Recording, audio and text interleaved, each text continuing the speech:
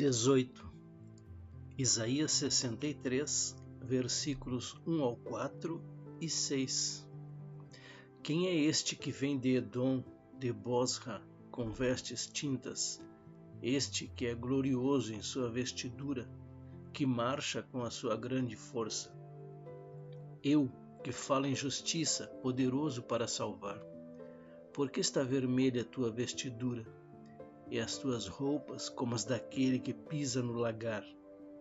Eu sozinho pisei no lagar, e dos povos ninguém houve comigo. Eu os pisei na minha ira, e os esmaguei no meu furor, e o seu sangue salpicou as minhas vestes, e manchei toda a minha vestidura, porque o dia da vingança estava no meu coração, e o ano dos meus remidos é chegado. E atropelei os povos na minha ira, e os embriaguei no meu furor, e a sua força derrubei por terra. Vem, em sua descida à terra no segundo advento, Cristo aparecerá sobre Edom, onde Israel está sendo protegido do anticristo. Ele continuará a descer até seus pés tocarem no Monte das Oliveiras, no oriente de Jerusalém, na área onde a batalha do Armagedon será travada entre ele e o anticristo. A descrição nos versículos 1 ao 6 é da batalha do Armagedon. Veja também Joel 2:3, Zacarias 14, Apocalipse 19, do 11 ao 21. Os israelitas irão vê-lo em sua descida a Jerusalém e clamarão: Bendito é o que vem em nome do Senhor. Eles então farão a oração de Isaías 63, do 15 até o 64:12, pelo Espírito Santo sobre eles, e todos serão convertidos naquele dia. Edom, Moabe e Amon escaparão do anticristo e serão o lugar reservado por Deus para a proteção de Israel por 3 anos e meio. Bosra era uma das grandes cidades de Edom e Moabe. Vestes tingidas de vermelho. As vestes tintas estão explicadas nos versículos 2 e 3, como que estando tingidas com o sangue dos homens no Armagedon, que é comparado a um grande lagar da ira de Deus. Esta é a resposta para as perguntas deste versículo. O Messias é o conquistador que virá para cumprir esta passagem. No versículo 3, dos povos, nenhum homem dentre o povo a quem ele virá salvar estará ao seu lado quando descer do céu. Somente os santos ressurretos e os anjos virão com ele. O dia da vingança. Aqui e nos capítulos 34:8, 35:4, 59:17, 61:2, Jeremias 51:6 e 2 Tessalonicenses 1:8, refere-se à maior destruição que a terra já viu ou verá. Multidões serão destruídas no Armagedon em um dia.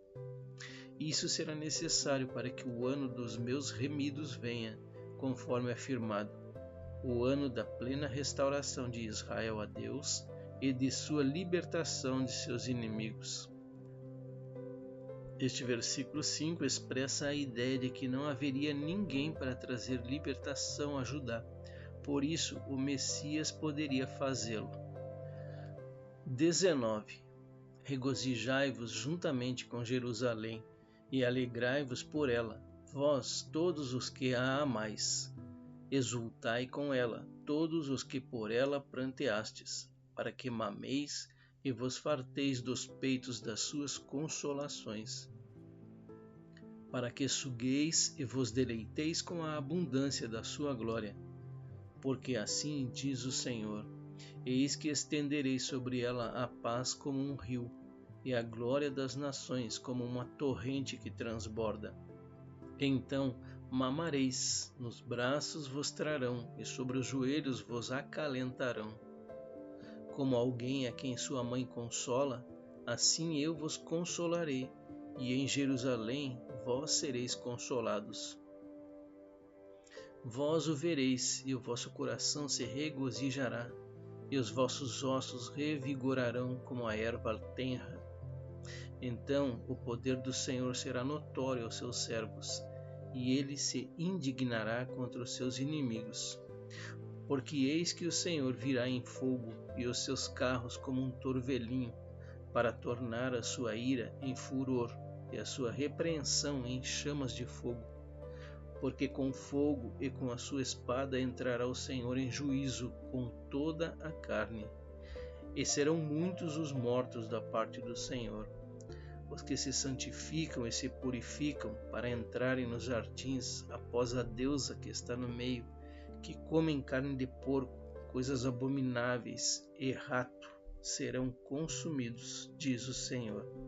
Isaías capítulo 66, do 10 ao 17. Comentários. Aqui Deus pede a todos que amam Jerusalém que se alegrem com ela por causa de sua libertação do anticristo e plena restauração sob o governo do Messias.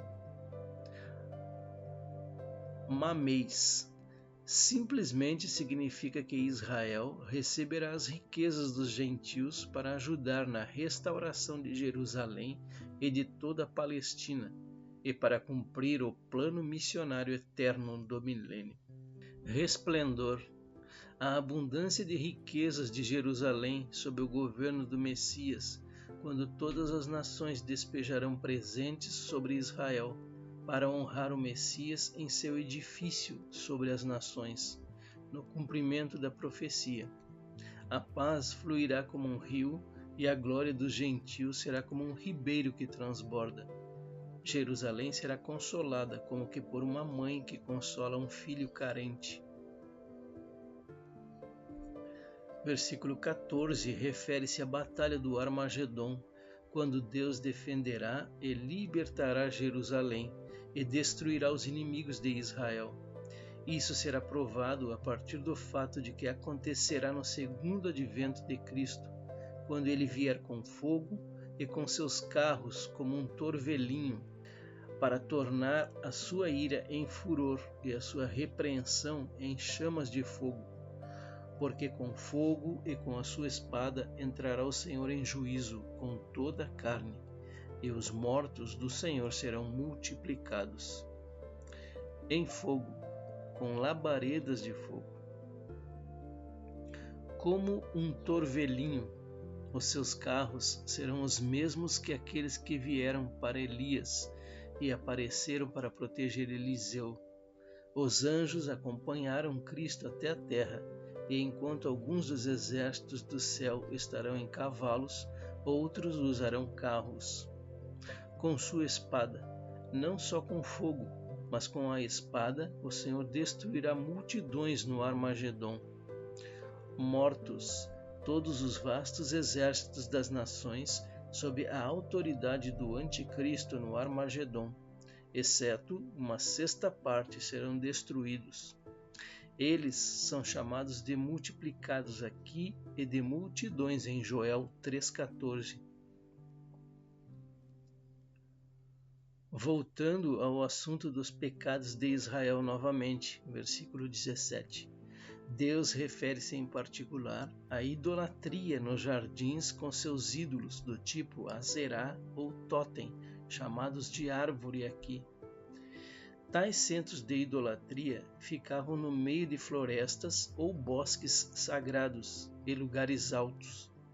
A ideia aqui é que no futuro cumprimento disto, as pessoas procurarão ser santificadas e cerimonialmente purificadas por meio de sacrifícios de porcos e ratos aos ídolos, coisas que são impuras e proibidas de serem usadas como comida ou sacrifício. 20.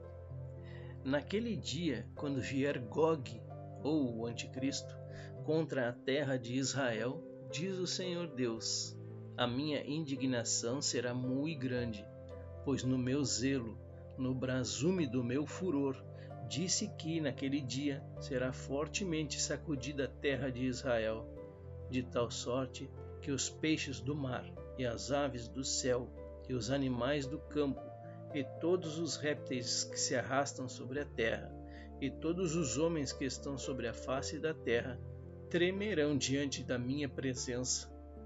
Os montes serão deitados abaixo, os precipícios se desfarão, e todos os muros desabarão por terra.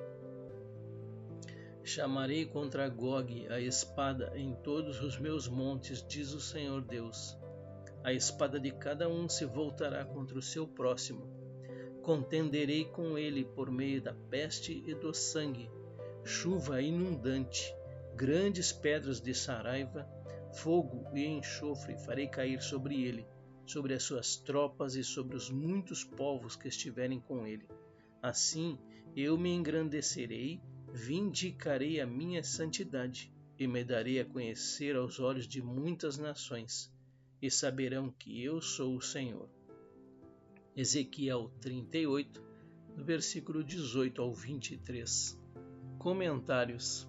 Naquele dia, quando Gog vir para a terra de Israel, na batalha do Armagedon, depois de já ter conquistado os países do norte e do oriente, dos seus 10 reinos, que ficam dentro do território do Império Romano, e não em alguma batalha anterior na Palestina. Essa é a única vez em que Deus sobrenaturalmente destruirá os exércitos de Gog e as muitas nações com ele. Esse fato é confirmado pela expressão naquele dia, no versículo 19. Indignação. 20 itens da destruição de Gog no Armagedon. 1. A minha indignação subirá à minha face. 2. Naquele dia haverá grande tremor sobre a terra de Israel. 3. Tremerão diante da minha face os peixes do mar. 4. Tremerão diante da minha face as aves do céu. 5. Tremerão também diante da minha face os animais do campo. 6. Tremerão todos os répteis que se arrastam sobre a terra. 7. Tremerão diante da minha face todos os homens que estão sobre a face da terra. 8. Os montes serão deitados abaixo. 9.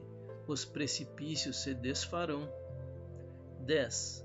Todos os muros desabarão por terra. 11. Chamarei contra ele a espada sobre todos os meus montes. 12. A espada de cada um se voltará contra seu irmão. 13. Contenderei com ele por meio da peste. 14. Contenderei com ele por meio do sangue. 15. Uma chuva inundante farei chover sobre ele. 16. Sobre as suas tropas. 17. Sobre os muitos povos que estiverem com ele. 18. E grandes pedras de saraiva. 19. E fogo. E 20. E enxofre.